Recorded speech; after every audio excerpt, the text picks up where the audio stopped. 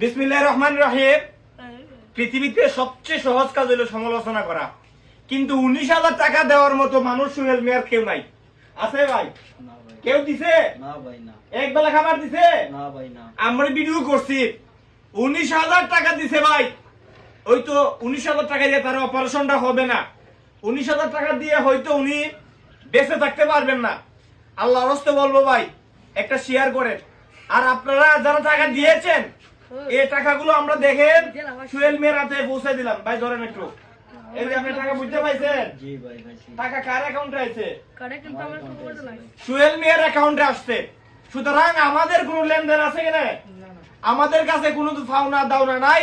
শুধু আমরা মানবতার স্বার্থে সোহেল মিয়াকে বাঁচানোর জন্য, সোহেল মিয়ার জন্য পাশে থাকার জন্য, সে যেহেতু আমাদের উপজেলা, তার প্রতি আমাদের দায়িত্ব আছে, তার প্রতি আমাদের কর্তব্য আছে।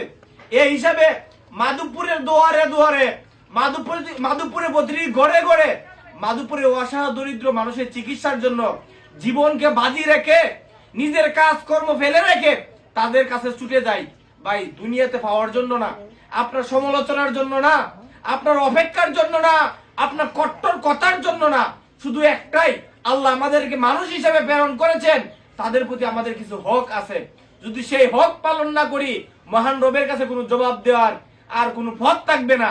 এই জন্য কবরের পথকে সহজ করতে হলে এমন অসহায় মানুষের পাশে দাঁড়াতে হবে, তাদের খোঁজ খবর নিতে হবে। আল্লাহ রাসূল বলেছেন, সেই প্রকৃত মানুষ যে অসহায় দরিদ্র মানুষের পাশে দাঁড়া, যে গরিব মানুষের মুখে হাসি ফোটায়। আসুন না ভাই, মিলে মিশে এই সমাজটাকে গরিব, আসুন না সবাই মিলে মিশে অসহায় দরিদ্র মানুষকে বাঁচানোর জন্য তাদের মুখে হাসি ফোটাই।